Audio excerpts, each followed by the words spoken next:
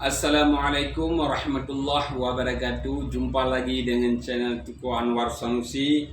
Kita akan membahas satu isu ya.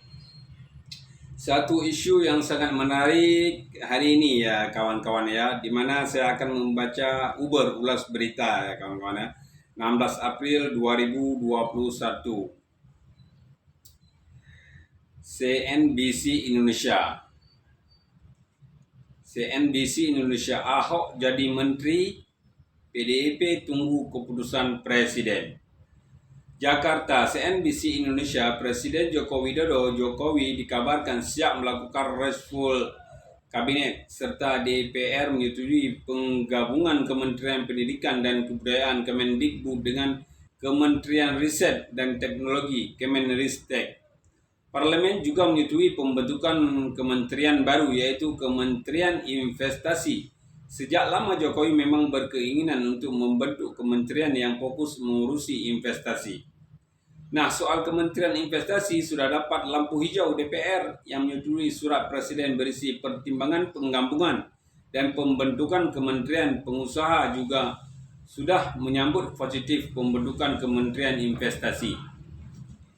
Sejumlah nama pun center dikabarkan bakal mengisi posisi tersebut, mulai dari Kepala Badan Koordinasi Penanaman Modal Bahlil Lahaladia, Menteri Perdagangan Muhammad Lutfi, hingga Komisaris PT Pertamina Persero Basuki Cahaya Purnama alias Ahok.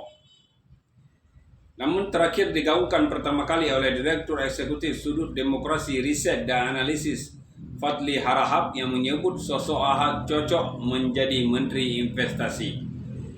Hendrawan Supritikno, politikus senior PDIP, lantas angkat bicara. Menurutnya, siapapun yang dipilih oleh Jokowi telah melalui pertimbangan yang matang.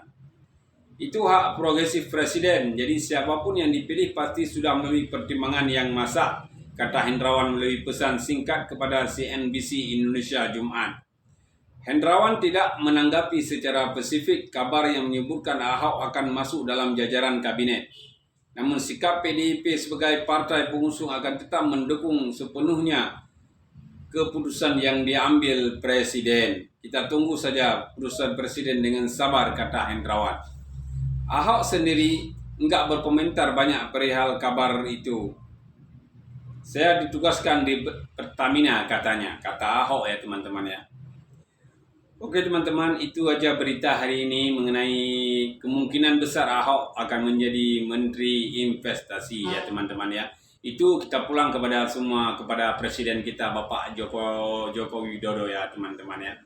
Kalau Jokowi memutuskan untuk mengambil Pak Ahok ya terserah beliau. Kalau Pak Jokowi tak mau mengambil Pak Ahok ya terpulang beliau juga ya teman-teman ya.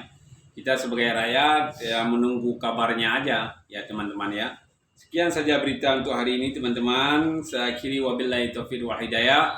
Wassalamualaikum warahmatullahi wabarakatuh. Jumpa lagi di berita-berita selanjutnya dari channel ini ya teman-teman ya.